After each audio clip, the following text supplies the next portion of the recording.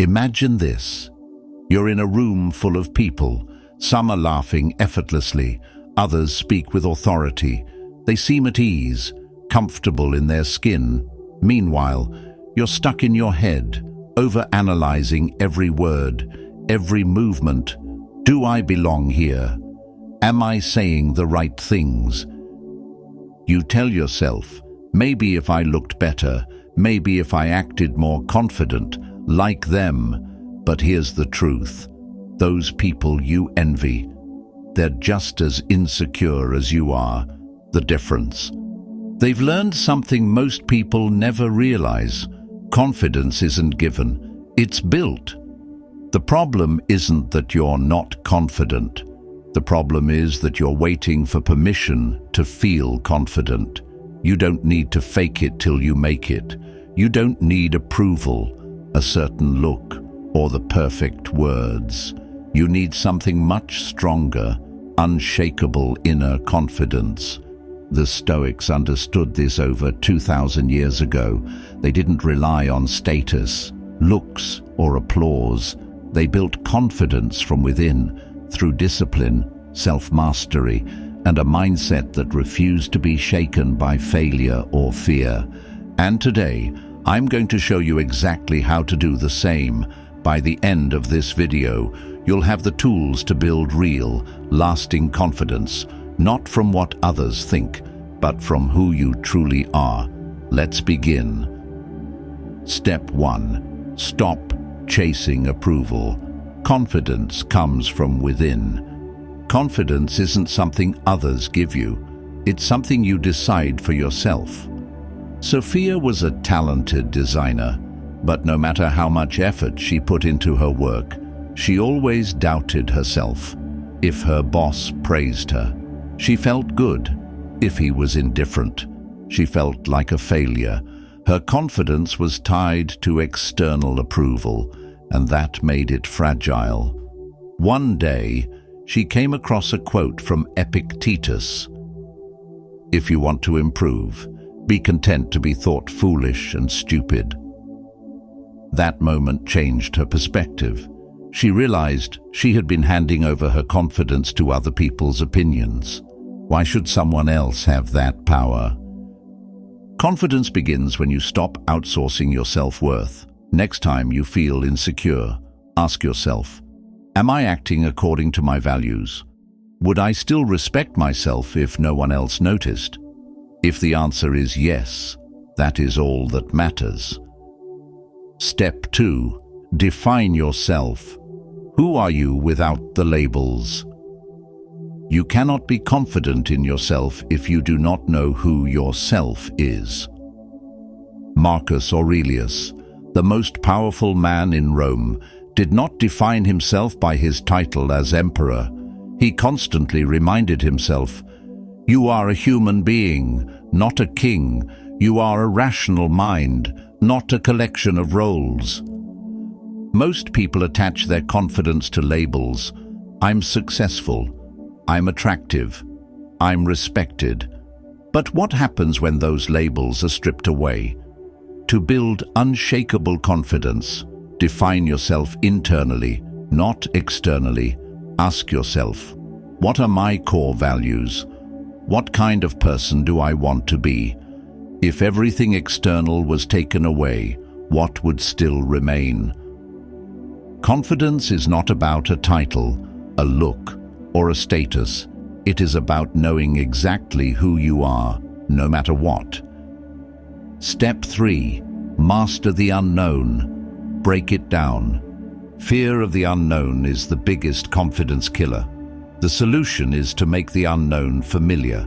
Seneca wrote about how we suffer more in our imagination than in reality. We are more often frightened than hurt. We suffer more in imagination than in fact. Take public speaking as an example. People fear it more than death, not because of the act itself, but because of the uncertainty surrounding it. What if I forget my words? What if they judge me? If something makes you anxious, do not sit with that fear. Dissect it. List exactly what you are afraid of. Identify which fears are rational and which are exaggerated. Focus only on what is in your control. If you are afraid of giving a presentation, prepare your material thoroughly, practice in front of a friend, and remind yourself that nervousness is normal. Confidence grows when you stop fearing uncertainty and start preparing for it. Step 4. Train your inner strength, discipline and integrity. True confidence is not arrogance. It is the quiet strength of someone who knows they can rely on themselves. Every night, Seneca would reflect on his day. What did I do well? What did I do wrong? How can I be better? He understood that confidence is not built in big, dramatic moments. It is built in the small, consistent choices we make every day. To cultivate inner strength, align your actions with your values. Pick a core virtue you want to embody: discipline, honesty, courage. At the end of each day, ask yourself, did my actions reflect this virtue today? Adjust and improve every single day.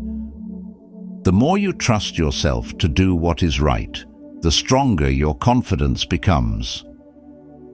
Step 5. Take small steps. Action builds. Confidence. Confidence does not come from thinking about it. It comes from doing. A young man once told Epictetus he wanted to be brave. Epictetus replied, "Do the thing you fear, and you will stop fearing it." Most people wait until they feel confident before taking action, but confidence does not come first. Action does. Choose something small that makes you uncomfortable. Do it, even if you feel afraid. Reflect on what happened. Was it as bad as you imagined? Every time you take action, you prove to yourself, I can handle this. Step 6. Embrace imperfection. Failure is feedback. One of the biggest reasons people lack confidence is their fear of failure. But failure is not a verdict. It is information. Marcus Aurelius faced endless criticism as emperor. His response was simple: choose not to be harmed, and you won't be. The problem is not failure itself. It is how you interpret failure. Instead of asking, what if I fail? Shift your mindset. What will I learn if this does not go as planned? How will this experience make me stronger? When failure is no longer a threat, confidence becomes unstoppable. Step 7. Level up. Expand your comfort zone. Confidence is not something you achieve once and keep forever. It is something you continuously build. The Stoics practiced voluntary discomfort, wearing simple clothes, sleeping on the floor, exposing themselves to hardship. They did this not out of necessity, but to strengthen their minds. To maintain confidence, make it a habit to push your limits. Every week, challenge yourself to do something that makes you slightly uncomfortable. Gradually increase the difficulty of your challenges. View discomfort not as a sign of weakness, but as a signal of growth. The more you stretch your comfort zone, the more resilient and confident you become. Conclusion. Confidence is a choice.